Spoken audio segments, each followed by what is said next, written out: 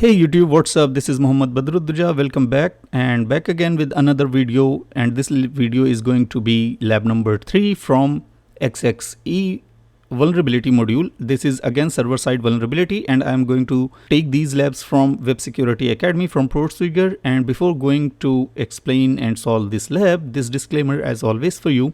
This video and its contents are only for educational and awareness purpose, and I do not support any unethical or illegal act. That's been said, in previous two videos, in the first lab, we saw how we can exfiltrate the system files by exploiting XXE vulnerability. In the second lab, we achieve SSRF, which is server-side request forgery, by exploiting XXE vulnerability. So in many instances of XXE vulnerabilities are blind, which means that the application does not return the value of any defined external entities in its responses. And so direct retrieval of server-side files is not possible. Fine. So blind XXE vulnerabilities can still be detected and exploited, but more advanced with the more advanced techniques. Right, and you can sometimes use out-of-band technique to find the vulnerability and exploit them to exfiltrate the data, and sometimes the another way to test and exploit the blind XXE vulnerability is to generating some XML errors, and within those errors you can exfiltrate the sensitive data. Finding and exploiting blind XXE vulnerability, I already open up in another tab. And here you can see, you can read all this content. This is very useful, and here it is saying that there are two ways to identify and exploit XXE vulnerability. The first one is by triggering out-of-band network interaction, where you deliberately enforce the server to interact an attacker controlled domain. And the second way is to generate or to trigger XML parsing errors, and with these errors you can exfiltrate the sensitive data. Right, so in today's lab we are going to use this method, where we will enforce the server to interact with attacker control domain. Right, so as you can see here, this is the way where inside XML we are going to parse DTD, and inside DTD we will add or inject an external entity, and the entity name is going to be XXE or anything you want. And then the function we are going to use is system, that is a very dangerous argument within the XML external entity, and then we will parse the attacker control domain. Fine, so let's go. We are going to open this lab, which I already opened here. Now I am going to enable the burp proxy on my browser, and let's just make it a bit smaller so that we can see both of the windows simultaneously. But before that, let's go and read the agenda. So this lab has a check stock feature that parses XML input but does not display the result. Of course, that's why it's known as blind XXE. So you can detect the blind XXE vulnerability by triggering out-of-band interaction with an external domain. That domain can be attacker control domain.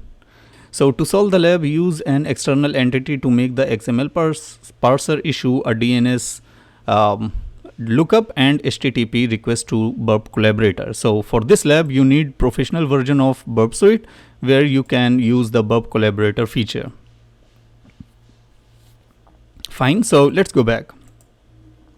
We need to choose any of these products. So I'm going to choose anyone, let's say this one, and here we get the request. So the product ID is 6, and in this request we cannot see any XML, but here you can see the accept formats are these. Go down in the description page, and here we can see there are products, there are stocks. So London stock, Paris stock, and Milan. So let's choose Paris stock, check stock.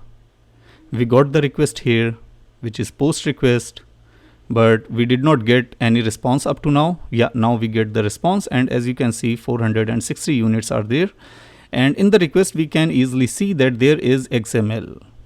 Fine, so we need to send this request to the repeater. go to the repeater and just send the request again. Now I'm going to make it full screen so we can see. Fine. Now what we need to do here, before anything, we are going to click on burp tab and we need to choose the burp collaborator client. And in the burp collaborator client, we need to copy, and after copying, we just going to let this window open, and now we are going to insert here the DTD. So come here, okay, and this is going to be the structure. Fine. Now here doc type and anything, so let's say test, and inside here we need to put the entity, and inside entity let's say XXE or anything you want.